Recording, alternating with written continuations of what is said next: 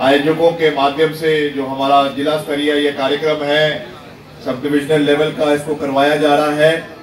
और अच्छी बात यह है कि इसमें सारे हमारे जो कलाकार भी हैं और जो गायक भी हैं, वो सारे लोकल गायकों को ये मंच प्रदान किया गया है और वो अपने हुनर से इलाके के लोगों का जो है वो दिल जीत रहे हैं। उसके लिए मैं इन सबको बहुत बहुत बधाई देना चाहता हूं।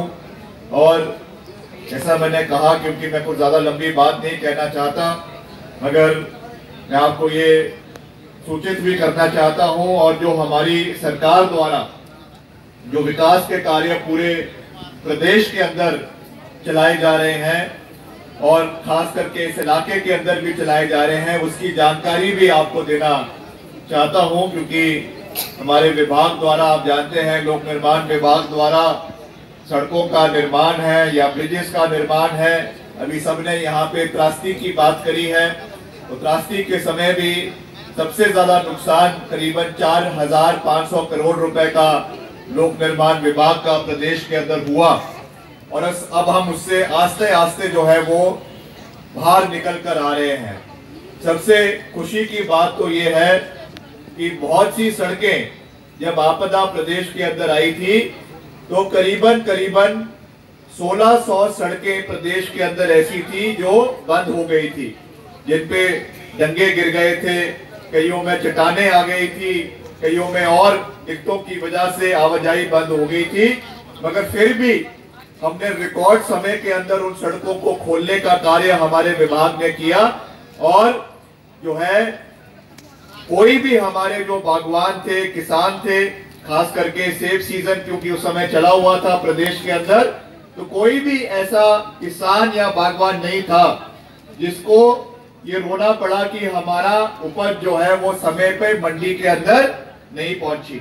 रिकॉर्ड समय के अंदर सारी सड़कों को खोला गया और जो है वापस आवाजाही का और पूरा ट्रांसपोर्टेशन का, यातायात का कार्यक्रम पूरे प्रदेश के अंदर पूरी मजबूती के साथ शुरू किया गया। खास करके जो हमारे दूर दराज के इलाके हैं वहां पे इन चीजों को देखा गया।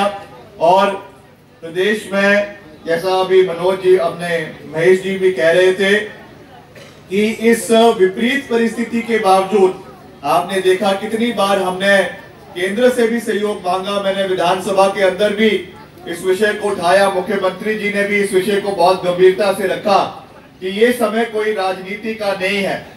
हमको मिलकर सरकारें आती जाती रहती हैं और विचारधारा जो है वो भी हमको कभी ना कभी पीछे रखनी पड़ती है। राजनीतिक रूप से कहीं ना कहीं मतभेद हो सकते हैं, कांग्रेस है या भाजपा है, ये सब चीजें हैं, मगर जब आपदा आती है या जब कोई भी समस्या प्रदेश को या देश को आती है, हम सबको एकता का परिचय देना चाहिए। इस बात को हमने विधानसभा के अंदर भी कहा और हमने निवेदन किया कि आप सब मिलकर, विपक्ष के साथियों से भी ये निवेदन किया कि आप हिमाचल के आवाज को मुख्यमंत्री जी के साथ केंद्र के समक्ष रखें। और जो इतनी बड़ी त्रासदी कई सदियों के बाद हिमाचल प्रदेश के अंदर आई है, इससे बाहर निकलने के लिए एक विशेष पैकेज हिमाचल प्रदेश को मिलना चाहिए।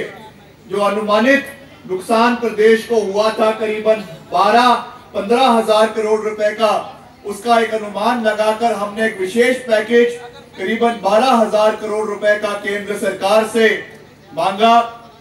कई बार इस विषय को प्रधानमंत्री जी के समक्ष रखा। श्रीमती प्रतिभा सिंह जी भी सांसद के रूप में जो है वो संसद में प्रधानमंत्री जी से मिली और इन्होंने भी इस विषय को वहां पे प्रधानमंत्री जी के समक्ष रखा। मगर मुझे दुख है ये कहते हुए कि कोई बड़ा पैकेज प्रदेश के राहत के लिए केंद्र सरकार की ओर से इस आपदा के समय में नहीं दिया गया। ये जरूर है कि माननीय प्रधानमंत्री जी जब भी हिमाचल आते हैं ये कहते हैं कि हिमाचल मेरा दूसरा घर है और हिमाचल के विकास में हम कोई कमी नहीं आने देंगे।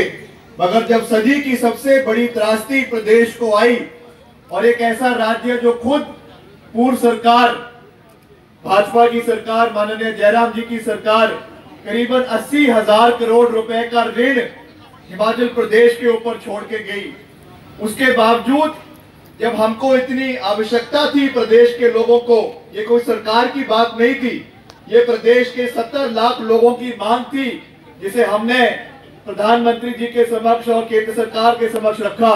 मगर उसमें जो सहयोग, जो सकारात्मक समर्थन केंद्र सरकार की ओर से हिमाचल को मिलना चाहिए था, वो नहीं मिला।